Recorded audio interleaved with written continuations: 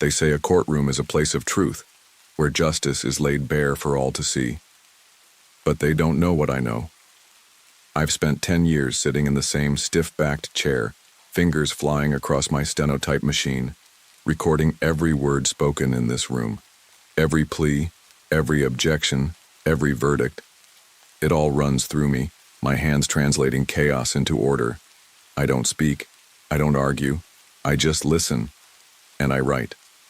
Until the day I saw something I never typed. It was a Friday late November, the kind of New York afternoon where the cold seeped through the windows and settled in your bones. The courtroom smelled like damp coats and burnt coffee. People were restless, eager to escape into the weekend. Judge Moreau sighed from the bench, rubbing his temple as if physically pushing through exhaustion. The jury has reached a verdict? The foreman, a stocky woman in a navy suit, nodded.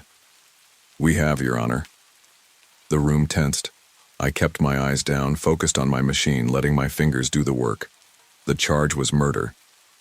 The defendant, a wiry man named David Kessler, had been accused of stabbing his business partner in an alleyway over a soured deal. The evidence was stacked against him. Security footage, blood on his shoes, a witness who swore she saw him flee the scene. Open and shut case. The jury foreman cleared her throat. We, the jury, find the defendant guilty. A groan from Kessler's family. A muffled sob. The prosecutor straightened his tie, satisfied. The judge nodded, already flipping through his sentencing notes. I kept my fingers moving, recording it all, and then I saw it. A single line in my transcript that I never typed. Look closer. I stared at the screen, my breath catching in my throat. It wasn't there before. I knew that for a fact. I had typed exactly what was spoken. Nothing more. Nothing less. I glanced up. No one else had reacted. The judge continued speaking, setting the date for sentencing. The attorneys were already shaking hands, preparing for their next cases. No one had spoken those words. So how the hell did they get there? I felt the prickle of sweat at my collar. My fingers hovered over the keys, itching to delete the line, to erase whatever mistake. Glitch, hallucination, slip of the fingers had put it there. But I didn't. Instead, I saved the file and printed a copy before shutting down for the day.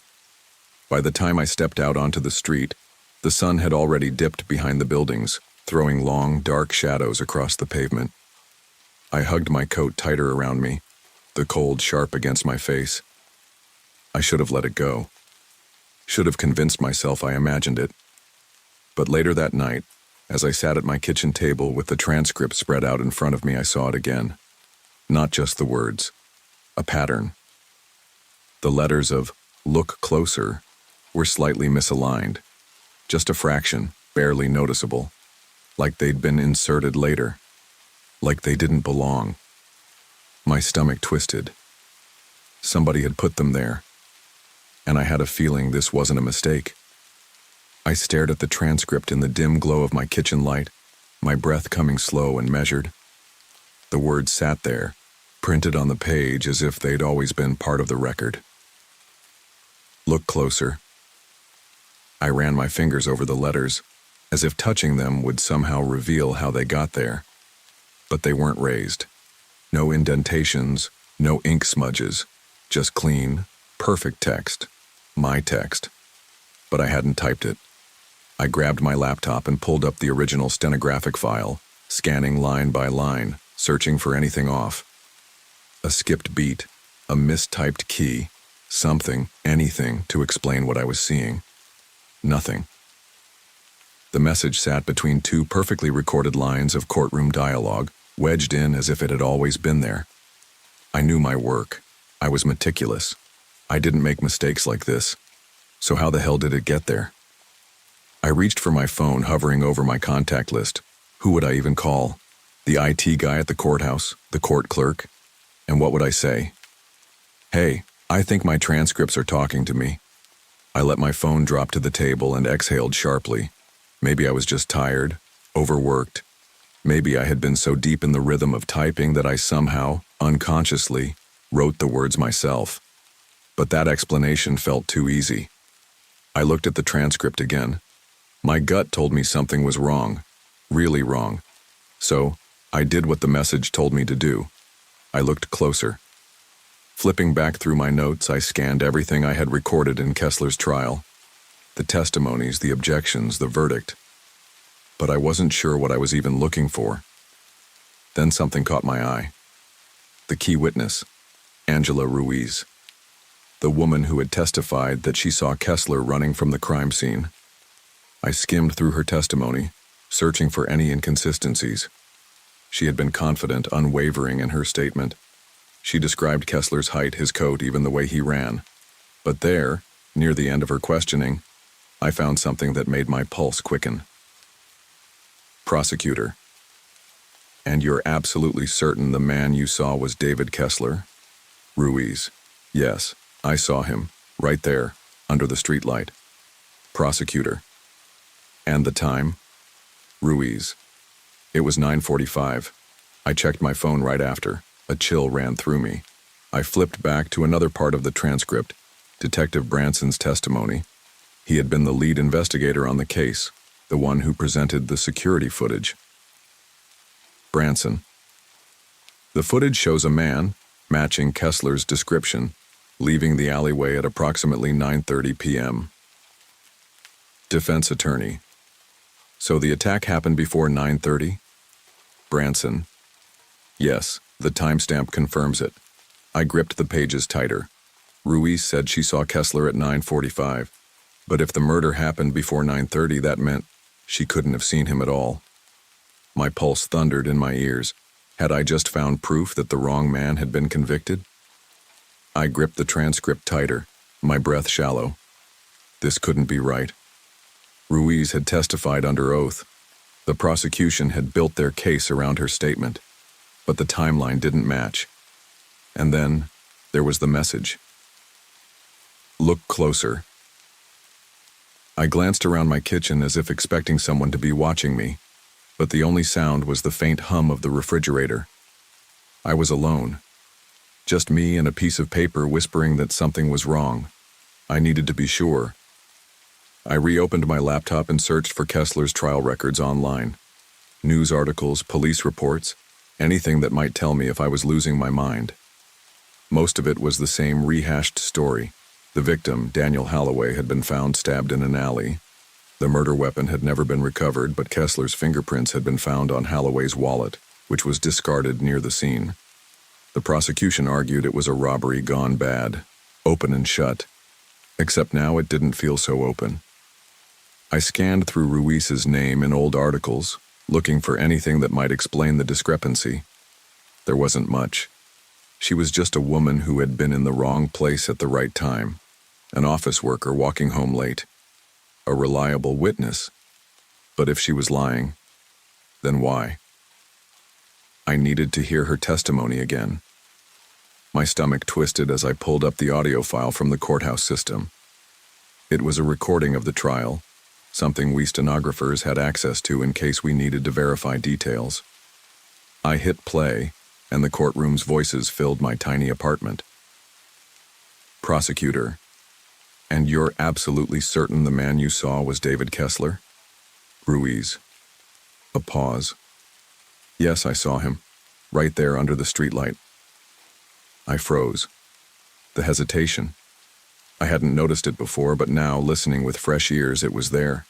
A pause so brief it could have been dismissed as nerves. But it was there. I scrubbed back and listened again. The silence stretched. Half a second, maybe less. But now it felt like a canyon, like someone carefully choosing their next word. I felt cold all over. Ruiz had lied. I didn't know why. I didn't know what that meant. But if Kessler wasn't guilty, then the real killer was still out there, and someone had made sure I would see it. My stomach knotted as another realization hit me. If someone was tampering with my transcripts, leaving these messages, that meant they had access to my work, to me. I suddenly felt exposed, as if my apartment walls weren't thick enough to keep out whoever or whatever was pulling the strings. I needed to talk to someone, but who? The judge? The defense? A sharp knock at my front door made me jump. It was nearly midnight. My pulse pounded in my ears as I stepped closer, every muscle in my body tensed. Then, another knock, louder, more urgent. I swallowed hard. Whoever it was, they weren't leaving. The knock came again, harder this time. My breath hitched. My apartment was on the 3rd floor of a brownstone walk-up in Brooklyn. No one just dropped by at midnight. I hesitated, staring at the door as if I could see through the wood. Maybe it was a neighbor. Maybe a mistake. But something in my gut told me otherwise. Slowly, I reached for the peephole. A man stood in the dim hallway, his face half hidden by shadows. He wore a dark jacket, hands shoved into his pockets. I couldn't make out his features, but he wasn't moving, just standing there, like he knew I was watching. Another knock, this time softer. I swallowed hard. Who is it? Silence. My fingers hovered over the deadbolt. Every instinct screamed at me not to open the door. My mind raced, flipping through possibilities. A cop, a lawyer, someone from the courthouse, or worse. I glanced at my phone on the counter. Should I call 911? Tell them what? That a stranger was knocking on my door, that I thought my work was being tampered with by some invisible force. The man shifted, leaning in slightly. I know what you found. His voice was low, calm. My stomach dropped. I stepped back, heart hammering. Who are you? A pause. Then, someone who wants the truth as much as you do. That didn't make me feel any better. I don't know what you're talking about. I lied, my voice unsteady. The man exhaled. Yes, you do. A beat. Kessler's innocent. The words hit like a punch to the ribs. I had spent all night questioning that very thing, but hearing it spoken aloud, by a stranger standing at my door in the middle of the night, made it terrifyingly real. I gripped the edge of the counter, forcing my thoughts into order. If you have something to say, go to the police. A humorless chuckle. They won't listen. They never do. Something about his voice made my skin crawl, not because it was threatening, but because it carried something worse. Certainty. I swallowed against the dryness in my throat. How do you know Kessler's innocent? He hesitated. Because I know who really killed Holloway. My blood went cold. A car passed outside, its headlights sweeping through my window. In that brief flicker of light, I saw the man shift his weight. He was tense, waiting. I couldn't tell if he was telling the truth or if he was part of the lie. Then tell me, I said, barely above a whisper. A long pause, then almost too quiet to hear. Not yet. And just like that, he turned and walked away. I stood frozen, listening to his footsteps fade down the hall. When I finally forced myself to move, I ripped open the door. The hallway was empty. I stepped out, peering both ways, but he was gone. I had more questions than ever, but one thing was clear. Someone else knew the truth, and they wanted me to find it. I stood in the hallway, my breath shallow, my pulse hammering in my ears. The man was gone. Just gone. There had been no sound of a door closing, no footsteps echoing down the stairwell. It was as if he had never been there at all. But I knew better. A rush of cold air from the drafty hallway snapped me out of my daze. I stepped back inside my apartment, locking the door behind me with trembling fingers. My mind raced, trying to make sense of what had just happened. That man knew about the trial, about Kessler, about the hidden message in my transcript, and most importantly, he knew who the real killer was. I reached for my phone, but my hand hovered over the screen. Call the police? And say what? That a stranger had shown up at my door in the middle of the night, claimed a convicted murderer was innocent, and then vanished like a ghost? They'd either laugh me off or worse, start asking how I was involved. I needed proof. Something real. I turned back to my laptop and opened my work files again. If the message in Kessler's transcript had been placed there by someone, Maybe there were others. Maybe this wasn't the first time. I pulled up my archive, scrolling through past cases. My fingers flew over the keys, searching for anything. Stray words, misaligned letters, patterns I might have missed before. At first, nothing. Just case after case, verdict after verdict, the monotonous rhythm of my profession laid bare in endless lines of text. Then I found another. Wrong man.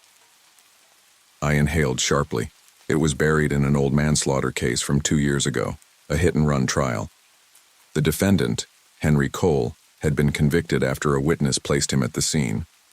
I barely remembered the details, but as I skimmed through the transcript, the pattern became clear. The hidden message was stitched seamlessly between spoken dialogue, just like before. Invisible unless you were looking for it. And just like before, the case had been flawed. My stomach twisted. Cole had been sentenced to 15 years in prison. But what if, like Kessler, he hadn't done it? What if these messages weren't just glitches or mistakes? What if someone was using me to expose the truth? A fresh wave of unease crawled up my spine. If this was a pattern, if someone was planting these messages, that meant they had been doing it for years, right under my nose. And I had never noticed. I leaned back, running a hand through my hair. This was bigger than I'd thought. Bigger than a single case. A cold realization settled over me. If someone had been feeding me these messages, then that meant they had access to every word I typed, every case I recorded. Someone was watching, and I had no idea who they were, or what they wanted me to do next. I shut my laptop with a snap, my pulse thudding in my ears. Someone was inside my work, inside my words. And I had no idea who. The cold paranoia crept up my spine as I scanned my apartment. The walls suddenly felt thinner, the shadows deeper. Was someone watching me right now? I checked the locks again, sliding the deadbolt into place. My phone felt heavy in my hand, my thumb hovering over the keypad. I could call the police, file a report. But what would I say? That someone had slipped hidden messages into my transcripts? That a stranger knocked on my door at midnight and then vanished? Number I needed more. My eyes landed on the printed transcript of Kessler's trial, still spread across the table. The hidden words. Look closer. Stared back at me. Fine. I would. I pulled out a legal pad and started writing. If this was a pattern, if these messages had been appearing in my transcripts for years, then I needed to follow the thread. I listed the cases I had worked on, big ones, small ones, any that had even a whisper of doubt around them. I flipped back through old files, checking for more misplaced words, more wrong men buried in ink. And then I found it. A third case. A robbery homicide from 3 years ago. The defendant, Carl Henshaw, had been convicted based on eyewitness testimony and some circumstantial evidence. The case had always felt flimsy, but the jury had still found him guilty. And there it was, right in the middle of the transcript. Not him. My breath hitched. 3 cases, 3 men convicted, and hidden inside the records, messages telling me they were innocent. This wasn't a coincidence. This was deliberate. I swallowed hard, my mind racing. Who could have done this? Someone in the courthouse? A hacker? A rogue clerk with access to my files? Or was it someone else entirely? A loud thump outside my window made me jolt. I spun, heart pounding. The fire escape. I moved slowly, gripping the edge of the table as I stepped toward the window. My apartment was on the 3rd floor and the alley below was quiet. But the metal railing outside groaned, just slightly, as if someone had shifted their weight on it. I reached for the curtain, holding my breath. Then, with one quick motion, I yanked it back. Nothing. The fire escape was empty. The alley below was still, but my hands wouldn't stop shaking. Someone had been out there, watching. I wasn't imagining this. Someone knew. I had found the messages, and now they wanted me to know they were watching. I stayed frozen by the window, my breath shallow. The alley below was silent, but I felt it That unsettling weight of unseen eyes. Someone had been out there. Maybe they were still close. Maybe they were watching me right now, waiting to see what I would do next. My fingers twitched toward my phone. Call someone. Report this. But again, I hesitated. The cops wouldn't care about an eerie feeling or a phantom on my fire escape. And if someone inside the courthouse was behind this, involving the police could make things worse. I needed to know who was doing this, and why. Slowly, I backed away from the window and grabbed my laptop. I opened my court access portal, a system used by stenographers, clerks, and legal staff to manage case files. If someone was slipping messages into my transcripts, they had to be accessing my work somehow. I pulled up Kessler's trial record first, then Cole's, then Henshaw's. The timestamps on my original files were intact, no edits, no unusual activity. But that didn't mean much. Whoever did this was careful. I scrolled through the system logs, scanning for anomalies, a pattern, a name, and then I saw it. Each of the 3 cases had been accessed after I submitted my final transcript, not just by court staff, but by one specific user, J_Harper_92. I frowned. That wasn't a judge or an attorney. Court system logins followed a structure: first initial, last name, year of employment. Whoever this was, they had been working at the courthouse since at least 1992. I searched the staff directory. No one named Harper was listed. A chill crawled up my spine. Someone was in the system who shouldn't be there. My pulse quickened as I clicked deeper into the logs. J_Harper_92 had accessed dozens of cases over the years, ones I had worked on, ones I hadn't, and always after verdicts had been delivered. They weren't just watching me, they were watching everything. My fingers hovered over the keyboard. Should I report this? Screenshot it? If I wasn't supposed to be seeing this, whoever J_Harper_92 was, they'd know soon. A new notification popped up on my screen. Unknown user, stop looking. My stomach flipped. A direct message. Through the court system. That wasn't possible. Before I could react, the screen glitched, flashing with a single new line of text. Meet me tomorrow, 8 p.m. Grand Central. Then, the screen went black. I jerked back in my chair, heart pounding. What the hell just happened? I stared at my laptop, willing it to come back to life, but it didn't. Whoever this was, they didn't just know I was looking. They were inviting me into whatever this was. And the worst part? I wasn't sure I could say no. I barely slept that night. Every time I closed my eyes, I saw the words flashing on my screen. Stop looking. Meet me. Tomorrow. 8 p.m. Grand Central.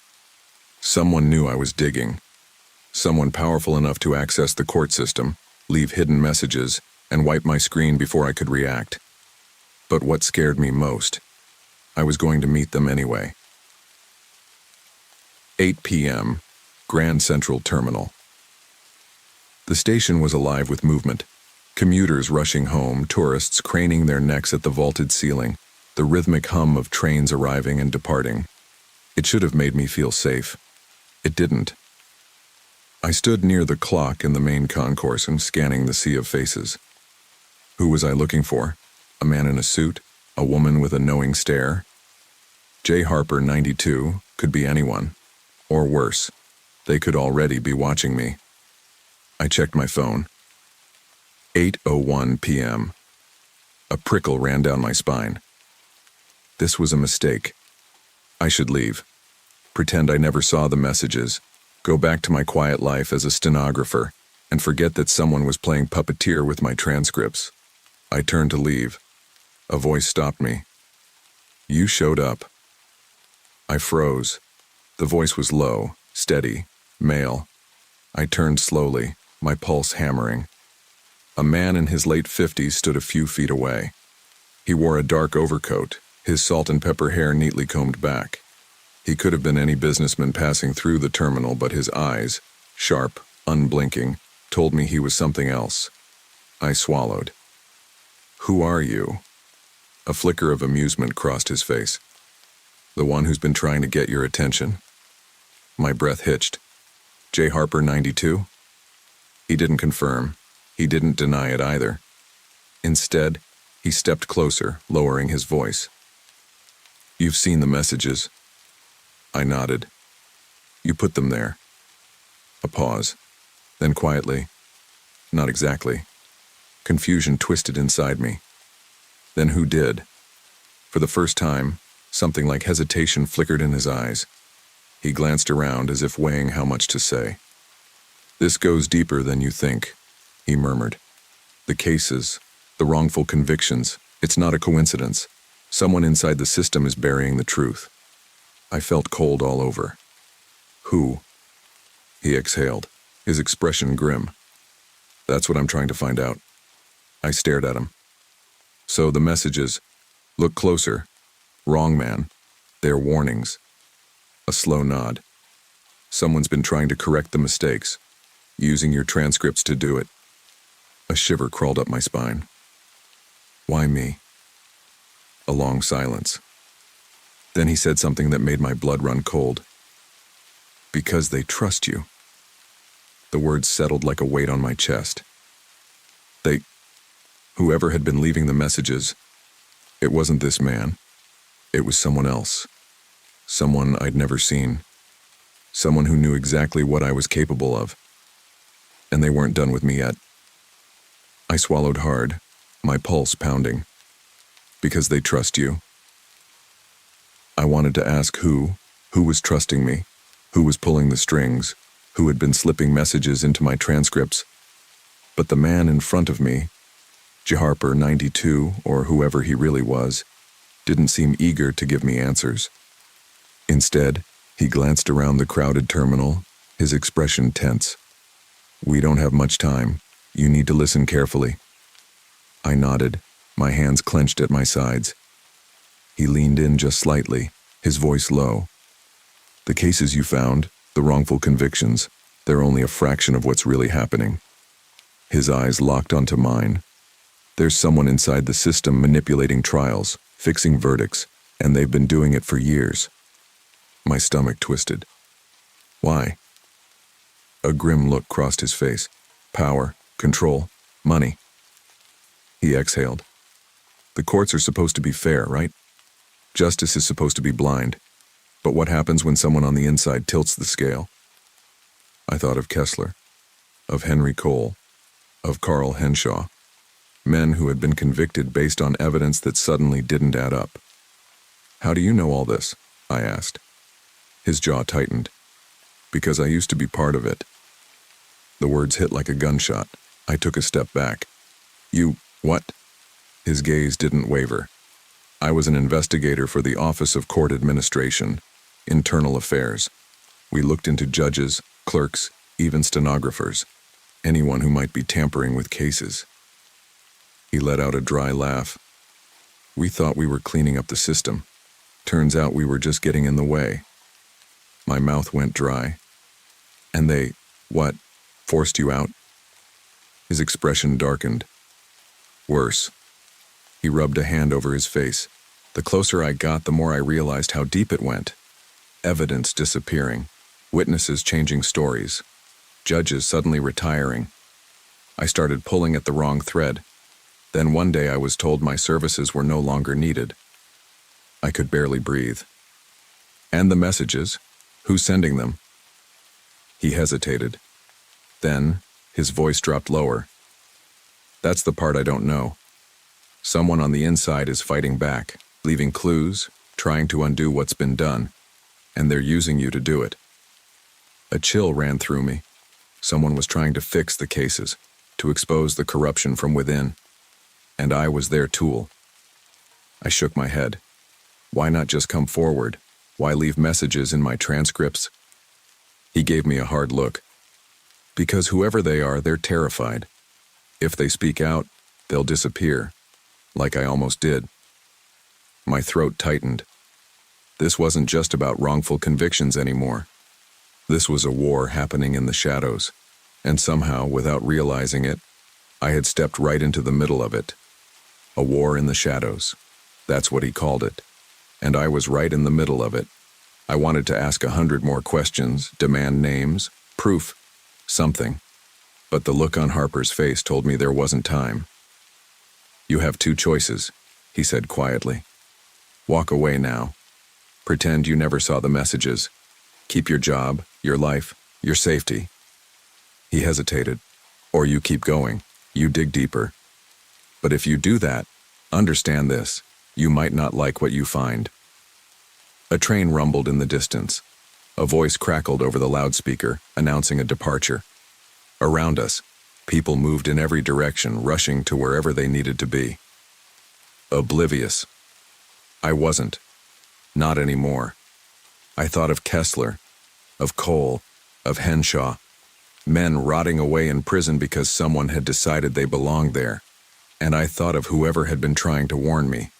The invisible hand inside the system, slipping messages into my transcripts, using me to tell the truth. No one else could.